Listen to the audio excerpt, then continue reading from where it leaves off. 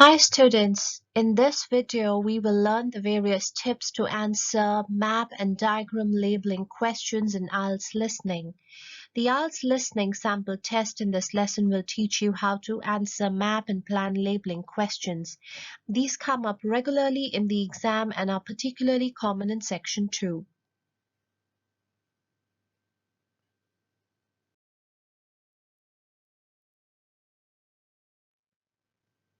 In this question type, you are required to complete labels on a plan, for an example, a building, a map, like a part of a town, or a diagram, a piece of equipment.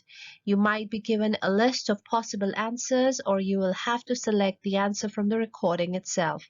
This type of question could appear in any of the 4 listening sections, but it is most likely to appear in section 2. In section 2, you will listen to just one person talking about a non-academic topic. It is often someone giving information to an audience about an event or showing them around a building, such as a university or a hotel.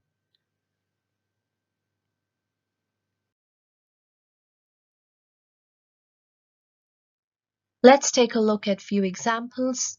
This is a map where you can see a farmyard and we have the labeling from A to I.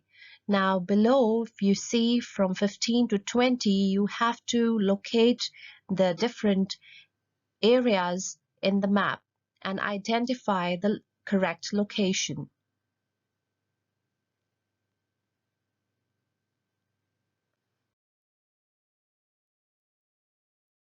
Moving on to the diagram here, you can see the operational cycle. Again, we have the fill-ups from 23, 24, and 25. And you have to write no more than 3 words or a number. It can be a 1 word or 2 words or maximum of 3 words. Many students find these one of the easiest question types to answer because the graphic will contain lots of clues as to the missing words, especially in the labels already present.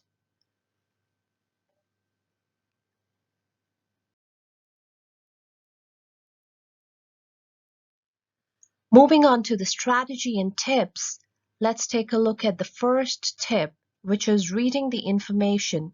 This will always be the first step in any listening activity. Why? You do not want to listen blindly and hear keywords for the first time. Instead, you should be preparing yourself and reading the information before the listening prompt is played. For example, the instructions for the question where it says write the correct letter A to I next to questions 14 to 20. So you must write a letter next to each word in the answer list. In the second example, they say choose 5 answers from the box and write the correct letters next to questions 11 to 15.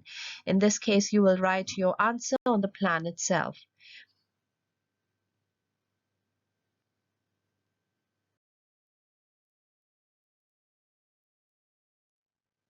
Moving on to the second tip, which is reading the title and visualization. Learn as much as you can about the map or plan from the existing labels and the words in the answer list if there is one. Some maps and plans will also have a title, which is another big clue as to the context of the question and what the recording will be about.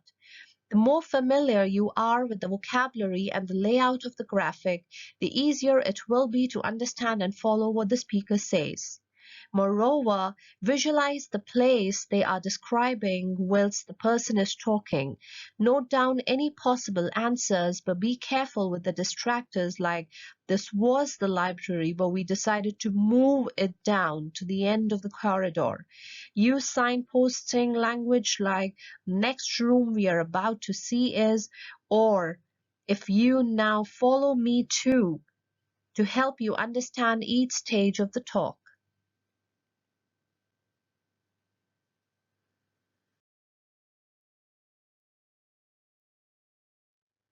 The third tip is to pay attention to the location.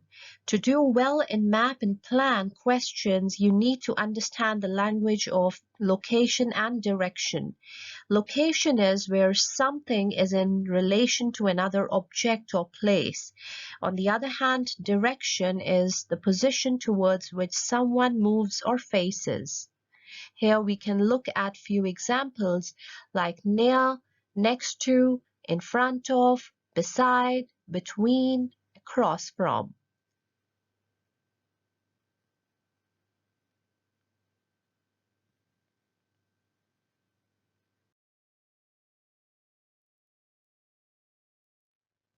The next tip is pay attention to the directions. In addition to keywords in the questions, you will need to pay attention to the directions of your map, plan, or diagram. The first thing you should do for this step is to write out a mini compass around the map, plan, or diagram. Why? You will be listening to directions in a language that is not your own, and you will be helping yourself out just by familiarizing yourself with the directions and getting into the habit of understanding them. Try writing out the direction words in the following way, which we will detail in the example. Here you can see north. It says we have few options: at or on the top of, to the north of, above, slightly north of. Moving on to the south, at the bottom, south of, below, slightly south of. The west can be to the west of, to the left, on the left, left-hand side, slightly west. East can be to the east of, to the right of, on the right, right-hand side, slightly east of. Additionally, you should pay attention to the direction words that are used when discussing images and maps.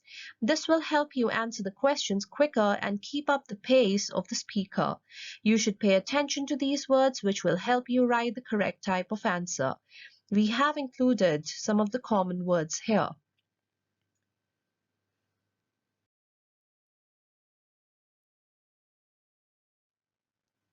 Now let's take a look at some other options that we have. The first is on the far side.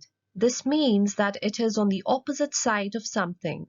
This will usually be spoken right after the clue is given regarding the opposite side, meaning that you will have to switch sides immediately in order to keep up with the speaker's pace. The second is in the southwest, northwest, or southeast or northeast. This is simply a mix between two directions and can be present in examples with maps.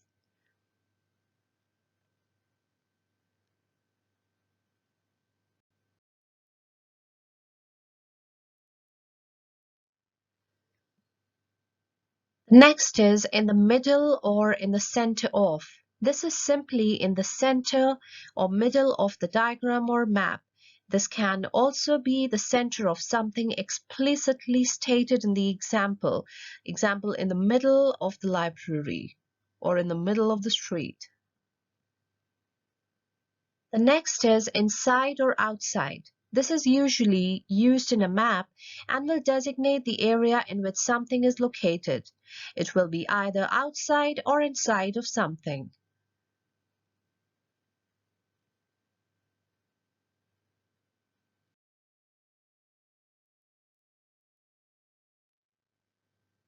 Opposite or in front of. Similar to the on the far side option, this can either be on the opposite of something or in front of something. Clockwise or anti-clockwise. This is helpful to understand and is quite common in the exam. Think of how a clock moves to the right, that is clockwise. The opposite direction to the left would be anti-clockwise. This is usually included in the beginning of a listening prompt, and candidates must follow it correctly in order to get the remaining questions correct. So make sure to remember the difference between these two words.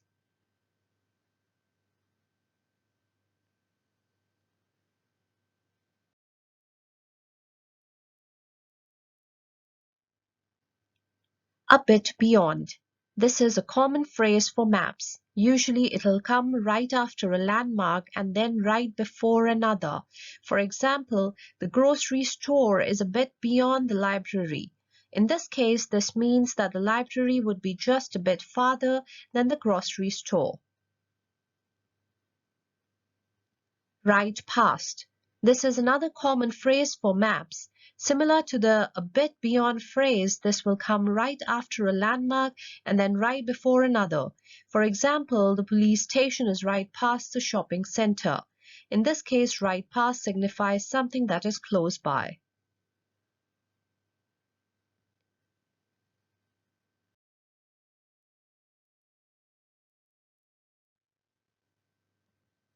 Before or after.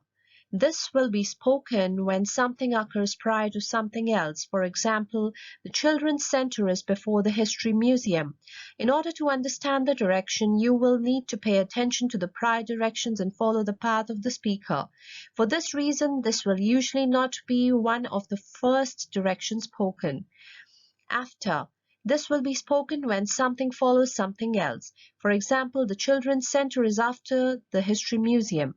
In order to understand the direction, you'll need to pay attention to the prior directions and follow the path of the speaker. For this reason, this will not usually be one of the first directions spoken. Adjoining. This is a common word used in diagrams and maps and signifies that something is connected to something else.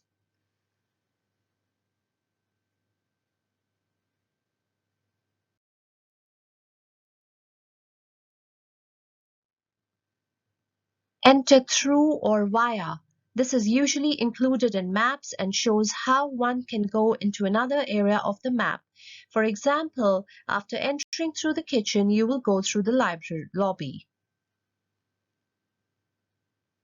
Runs through. This phrase is common for maps and plans and signifies that something goes through something else. For example, the river runs through the park, which means that it goes through and is inside the park. Runs alongside. This phrase is common for maps and plans and signifies that something is located along something else but not inside. For example, the river runs alongside the park, which means that it is not inside but on the outside, following the length of the park.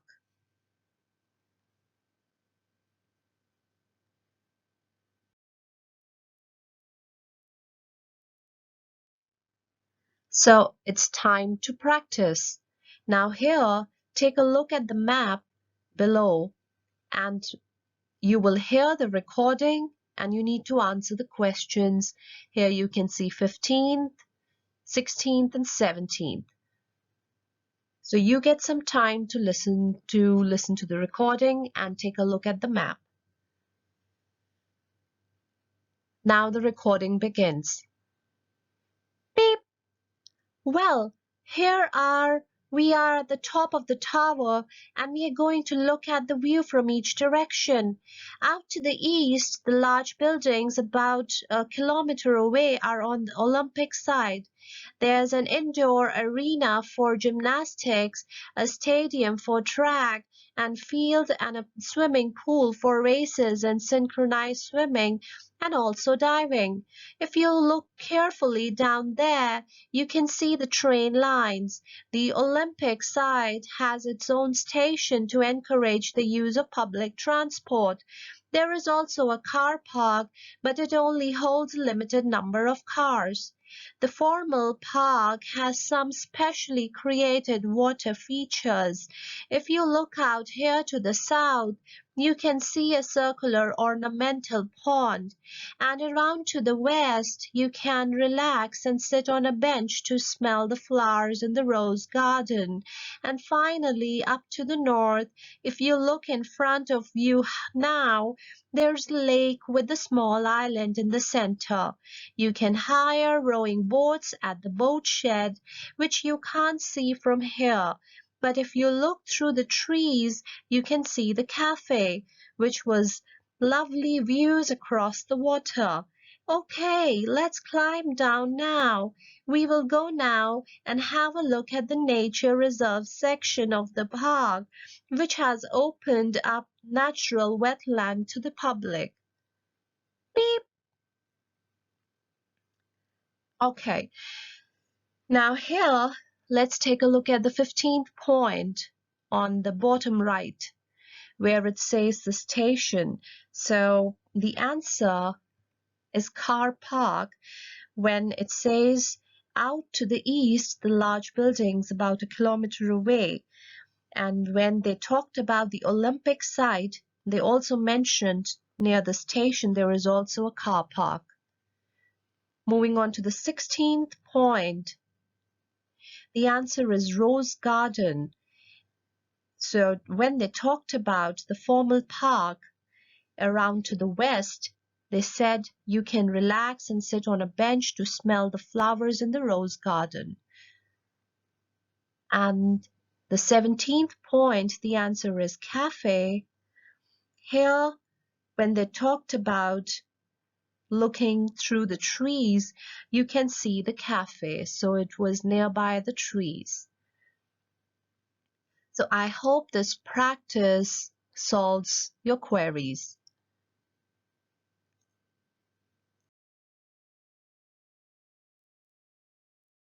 So thank you for watching my video. Keep watching more IELTS listening videos and don't forget to subscribe to my channel.